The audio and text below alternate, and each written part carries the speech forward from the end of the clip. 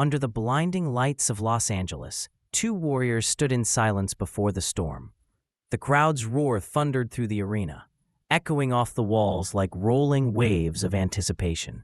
Luis King Kong Ortiz, the proud Cuban southpaw, entered the ring with ice in his eyes, a veteran who had faced giants and refused to break.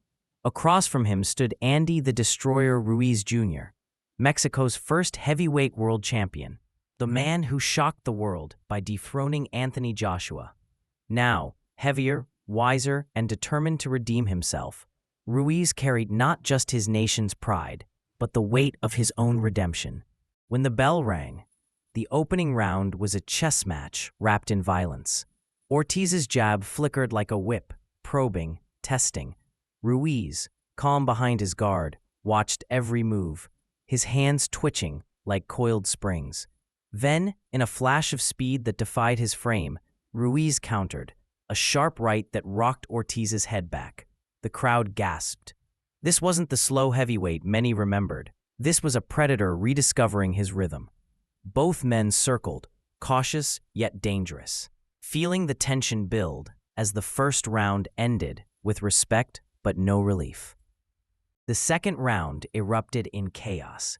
Ortiz advanced behind his jab, but Ruiz, reading the rhythm, exploded with a compact right hook, and down went Ortiz. The Cuban's legs trembled as he rose on the count of 9. Eyes wide, breathing heavy. Before the crowd could catch its breath, Ruiz struck again. Another lightning right hand, another thud to the canvas. The arena went wild, thousands of voices merging into one deafening roar. Ortiz, the old warrior, refused to quit, standing tall through the fog of pain. Ruiz stayed composed, his face cold and focused.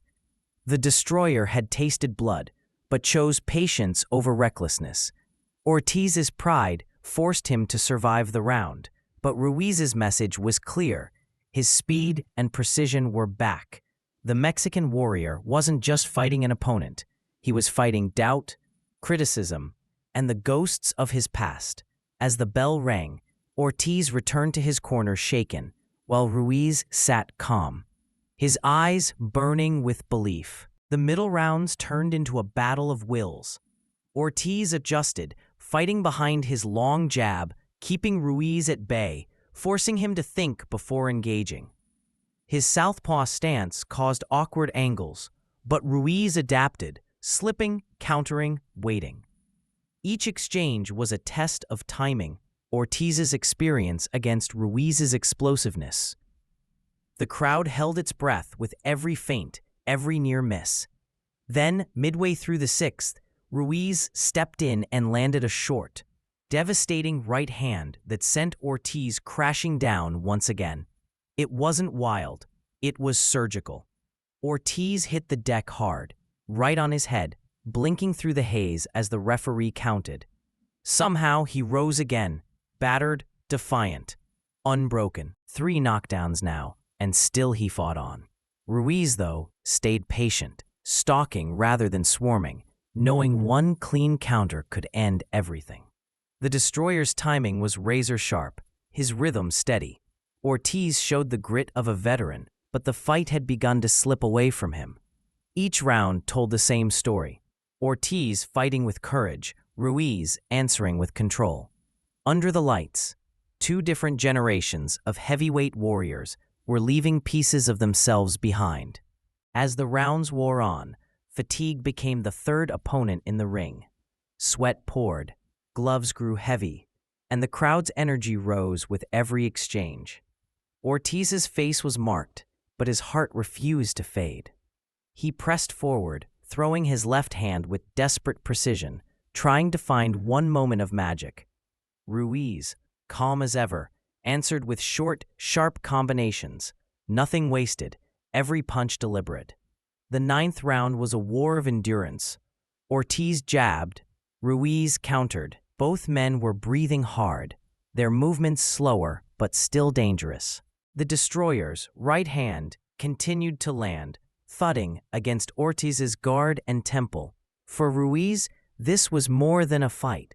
It was redemption in motion. Every punch was a reminder to the world that he was still elite.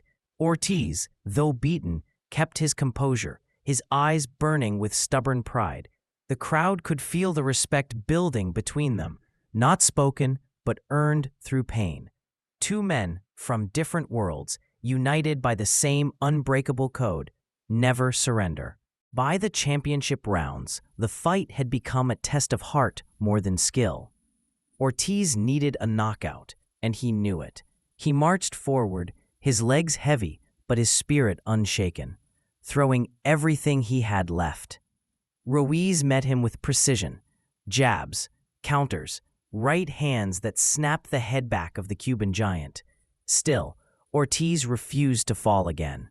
The crowd rose to its feet as the final seconds ticked away, watching two exhausted warriors trade until the bell. The sound of the final bell was both mercy and honor.